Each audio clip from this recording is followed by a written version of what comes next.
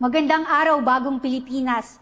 Welcome sa Pulis at Komunidad, ang bagong programang naglalapit sa inyo ng makabuluhang usapan tungkol sa malasakit at pagkilala sa hanay ng pamayanan at kapulisan.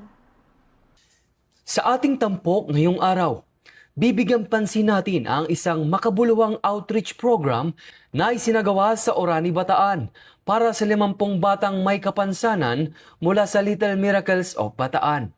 Pinangunahan ito ng SMPI Orani Bataan Chapter, katuwang ang iba pang supporters, volunteer at police personnel upang makapaghatid ng tulong gaya ng disposable diapers, infant or children's milk, hygiene kits at food packs para sa mga benepisyaryo at kanilang mga pamilya. Ngunit higit pa sa mga material na tulong, ang aktibidad na ito ay sumasalamin sa mas mahalagang layunin, ang pagpapatibay ng ugnayan sa pagitan ng kapulisan at komunidad sa pamamagitan ng malasakit, pagkilala at makabuluhang pakikilahok. Bawat bata ay mahalaga. Bawat bata ay may karapatang kilalanin, igalang at suportahan ng komunidad. Sa mga batang may kapansanan, higit na mahalaga ang isang kapaligirang may pag-unawa, malasakit at pagkakataong maramdaman na sila ay mahalagang bahagi ng lipunan.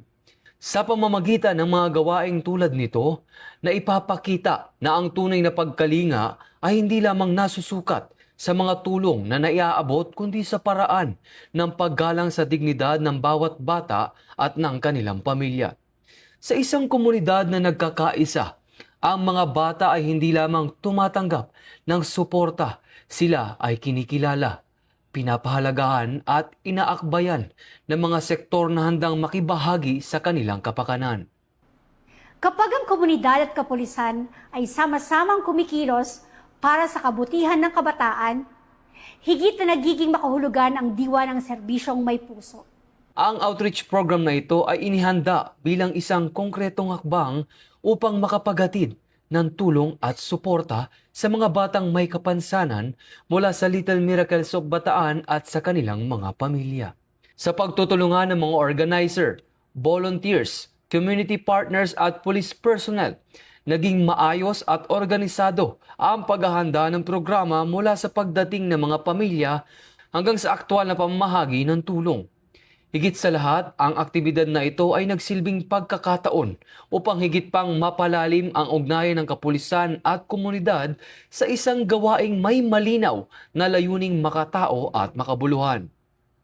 Sa bawat paghahanda, sa bawat pagdating ng mga pamilya, at sa bawat pakikibahagi ng mga katuwang, mas nahahayag ang tunay na diwa ng kabayanihan sa komunidad. Sa mga ganitong aktibidad, higit na nakikilala ng komunidad ang mas makataong mukha ng police service. Hindi lamang sa pagpapanatili ng kaayusan at seguridad na susukat ang papel ng kapulisan kundi maging sa kakayahan nitong makibahagi sa mga gawaing nagpapalakas ng ugnayan, tiwala at malasakit sa mamamayan. Sa bawat pag-alalay, pakikisalamuha at pakikiisa sa mga pamilya, mas napapalapit ang serbisyo ng pulisya sa komunidad.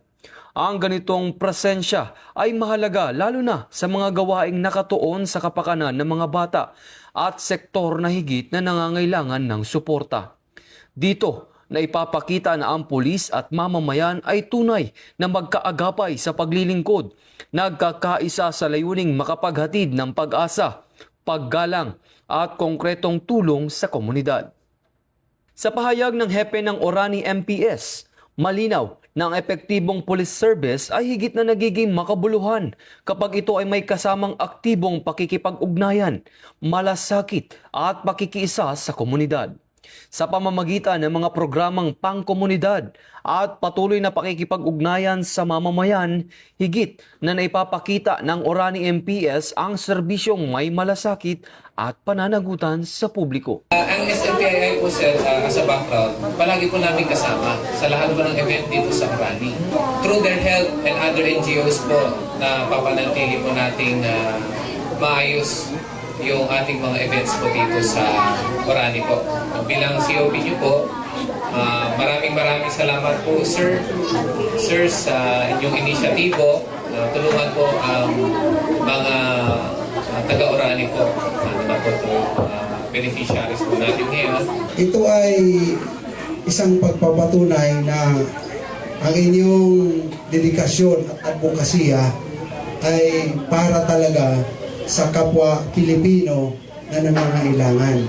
Kami mga kapulisan ay in behalf of our CPNP Police General Nartatis Jr. ay talagang sumusuporta sa mga gawain ito dahil dito nakikita na ang PNP at ang komunidad ay nagkakaroon ng malaking achievement, lalong-lalo na sa pagpapanatili ng ugnayan ng pulisya at komunidad. Kung tayo ay nagtutulungan at nagkakaisa para sa ganitong mga gawain. Kami po sa PNP dito sa police station is masaya po na naimbitahan at naging nakiparticipate dito po sa humanitarian activity po na pinangunahan po ng SMPII. Upang higit nating maunawaan ang layunin ng programang ito, pakinggan natin ang panig ng isa sa mga kinatawan ng organizing group. Ngayon po ay narito kami sa Orani, Bataan para po sa isang outreach program na para po doon sa mga batang may kapansanan po. So kaya po nagtulong-tulong kami bilang isang NGO dahil ito po ang aming handikain ang makatulong po sa ating kapwa at may ilapit po ang ating Philippine National Police sa komunidad. Kaya maraming salamat po sa suporta galing po sa ating PNP, Pikadilly. Kung wala kayo, wala rin po ang SMPII. Okay? Maraming salamat po at pagpalain tayo ng kaya ng Diyos. Sa panig naman ng mga benepisyaryo, pakinggan natin ang tinig ng isang magulang ukol sa kahalagahan ng programang ito.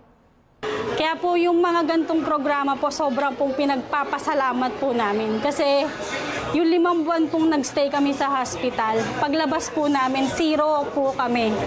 Kaya yung mga gantong program po, napakalaking tulong po sa amin. Kung sa kanila po, maliit na bagay sa amin po, malaki. Kasi yung pinagdadaanan po namin daily, sa tulong po ng mga taong katulad po ninyo, gumagaan po. Yung simpleng diaper, simpleng gatas, sa amin po, buhay na po ng anak namin yon. Kaya sobrang nagpapasalamat po kami. Sa isang katulad ko po, ang asawa ko po, yung construction worker po, saan po namin kukunin yung milyon para mapacheck, ay mapa-opera po siya. Pero nagtitiwala na lang po kami kay Lord. Lahat po, ipinasa Diyos na lang po namin. Siya na po ang bahala. Thank you po kasi masasabi ko po sa SMPII, more blessing pa po sa inyo para mas marami pa po kayong matulungan. Hindi lang po sa anak ko, sa ibang bata pa po. Maraming salamat po sa inyo. God bless po. Kahit gaano kabigat po yung problemang dinadala namin ng pamilya ko, andito si Lord. Andito po sila, sir, na may mga mabubuting puso po na handang tumulong, hindi lang po sa warrior ko at sa iba pa pong warrior, sa Little Miracle. At marami pong salamat kila sir. At sana po mas marami pa po silang matulungan. Sa bawat pahayag ng pasasalamat at sa bawat pakikiisa ng komunidad, higit na tumitibay ang mensahe na ang paglilingkod ay nagiging mas makahulugan kapag ito ay sama-samang isinasagawa. Hindi lamang tulong ang naihatid sa programang ito, kundi pag-asang may komunidad at may mga institusyong handang umagapay sa mga pamilyang may espesyal na pangangailangan. Sa pagtatapos ng tampok nating ito, malinaw na ang tunay na sukotan ng isang matatag na komunidad ay hindi lamang nakikita sa kaayusan, kung hindi sa antas ng malasakit, paggalang at pagtutulungan ng bawat sektor. Sa pamamagitan ng outreach program na ito sa Orani, Bataan, muling napatunayan na ang pulis at komunidad ay mas naging mabisa kapag may kaagapay sa paglilingkod. Sa bawat simpleng pag-abot ng tulong, sa bawat pag-alay sa mga pamilya, at sa bawat pagkilalang ang bawat bata ay may halaga at may dignidad, mas tumitibay ang pundasyon ng tiwala at pakikipagkapwa sa komunidad. At sa mga gawaing tulad nito, higit na ipapakita na ang serbisyong tapat at nararamdaman ng publiko ay may puso, malasakit at may konkretong saysay sa buhay ng mamamayan. Ito ang bagong PNP para sa bagong Pilipinas. Serbisyong mabilis, tapat at nararamdaman.